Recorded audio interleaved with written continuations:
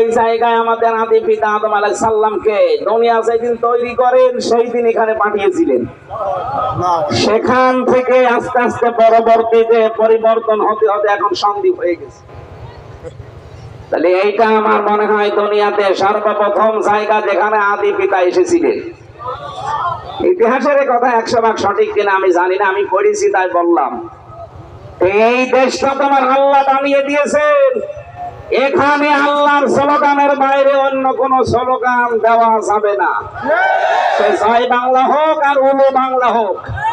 সুতরাং এখন থেকে জাতীয় স্লোগান বাংলাদেশে দেওয়া লাগবে, লিল্লাহি তাকবীর। যারা মুসলিম জবান খুলে বলেন তো লিল্লাহি তাকবীর। দেখেন তো দেখছে নাকি?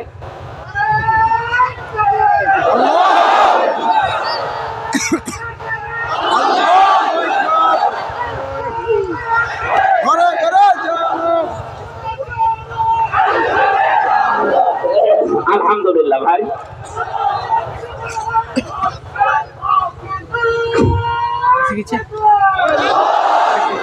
নবীজি বললেন আমি কিন্তু বিসমিল্লাহর আমল ছাড়ি না। আল্লাহ তুমি আমাকে হাউজে কাউসার থেকে যেন বঞ্চিত করে দিও না।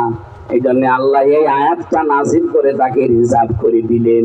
আর আমরা এখন মুসলিম দাবি করে সংবিধান থেকে অনেকে বিসমিল্লাহ অলরেডি তুলে দিয়েছে। কথা বলে না কারো, তাদেরকে হাউজে কাউসার দেওয়ার জন্য বিসমিল্লাহর আমল করা লাগে। তারা যদি তাদের সংবিধানে বিসমিল্লাহ না রাখে, ওরা হাতের সেই দিন আমার কুদরতের পা এভাবে লম্বা করে বলবো যে সেজদা দে। যারা দুনিয়ায় বেনামাজি ছিল সেজদা তো দিতে পারবে না, উল্টিয়ে পড়বে।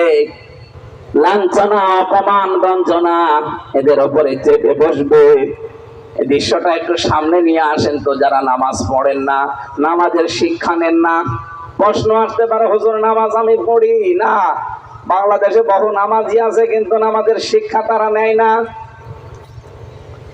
ফাওয়াইলুল লিল মুসাল্লিন আল্লাযীনা হুম আন সালাতিহিম সাহুন। আল্লাহ বলেন ওই সমস্ত নামাজীগুলোর জন্য আক্ষেপ, আফসোস, ওরা ধ্বংস হয়ে যাক যারা নামাজ সম্পর্কে উদাসীন। নামাজ সম্পর্কে উদাসীন থাকার এখানে অর্থ 4টা। 1 নম্বরে যারা নামাজে যা পড়ে বোঝে না, এই প্রকার মানুষ বাংলাদেশে নেই। কথা বলেন, আছে মানে আমরাই। এখানে যদি 5000 মানুষ থাকে, আমার মনে হয় 4998 জন মানুষই জানে না যে কি পড়ি নামাজে। এই সিস্টেম গুলো পাল্টাতে হবে না। 40 বছর নামাজ পড়ছেন, সূরা ফাতিহার ভেতর কি বলেছেন আপনি জানেন না? আপনি কিভাবে কি বললেন আল্লাহকে? এমনকি আল্লাহু আকবার মানে কি তাও জানে না। কি কথা বলছেন না?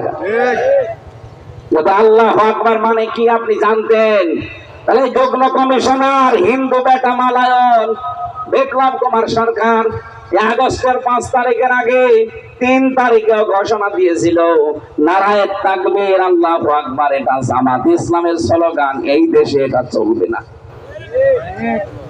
96% মুসলমানের এই দেশে একটা মালায়ন কথা বলতে পারে? বলেন বলেন জয় বাংলা যারা স্লোগান দিচ্ছেন, এটা আপনি ইতিহাস ঘাটেন। বদরের যুদ্ধে যে লোকটার নাম আমরা শুনি পরবর্তীতে তিনি সাহাবী হয়েছিলেন, আবু সুফিয়ান রাদিয়াল্লাহু তাআলা আনহু, সেই লোকটা তখন কাফেরদের পক্ষে ছিল। ওই সময় সে ওদের দলের লোককে উদ্বুদ্ধ করার জন্য উলু হবল এরকম শব্দ উচ্চারণ করত। উলু মানে উচ্চ, উলু মানে কি এই কথা বলছে না কেন? আর হবল ওদের দেবতার নাম। ওদের দেবতার নামকে উঁচা করতো আর ওদের ভেতরে একটা স্পিরিট আসতো। ওরা যদি মুসলিম হয়ে স্লোগান বানাতে পারে বাংলায় উলু মানে উচ্চ হয়, বাংলায় উলু মানে জয় হয়, বিজয় হয়, বিভিন্ন রকমের অর্থ হয়। আর যারা জয় বাংলা বলে স্লোগান দেন, আমি আপনাকে অন্যদিকে নেওয়ার জন্য না, এই হাদিসটার সাথে মেলানোর জন্য বলছি। এটা একটা শিরকি কথা। জয় বাংলা, বাংলার জয়, এই কথাগুলো শিরকি কথা। বলেন না আপনি দেশ মানেন না। দেশ মানি না মানে দেশ কার? আল্লাহ আমাদেরকে দয়া করে এই দেশটা দিয়েছেন, এই পৃথিবীর সর্বপ্রথম জায়গা। আপনি ইতিহাস পড়লে দেখবেন এই সন্দ্বীপের নাম আছে। আমাদের আদম আলাইহিস সালামকে আল্লাহ যেখানে পাঠিয়েছিলেন তার নাম সারা। বিসমিল্লাহ অস্বীকার করলে তাই ঈমান চলে যায়। আর সে বলছে আমরা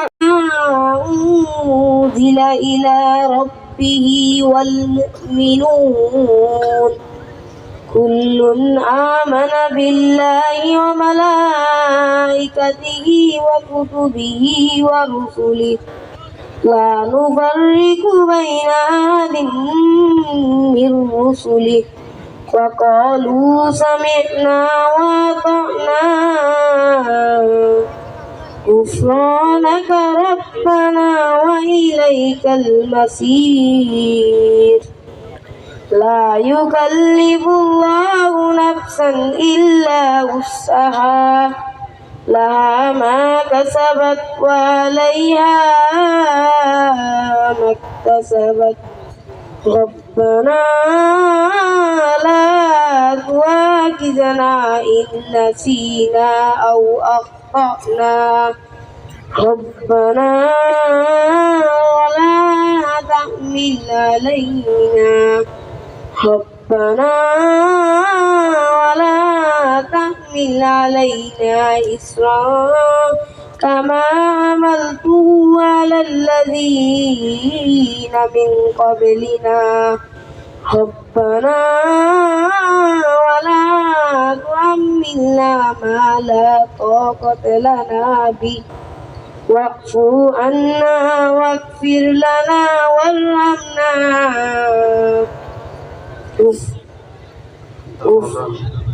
أنت مولانا أنت مولانا فانصرنا مع القوم الكافرين صدقت يا رب العالمين السلام عليكم ورحمة الله وبركاته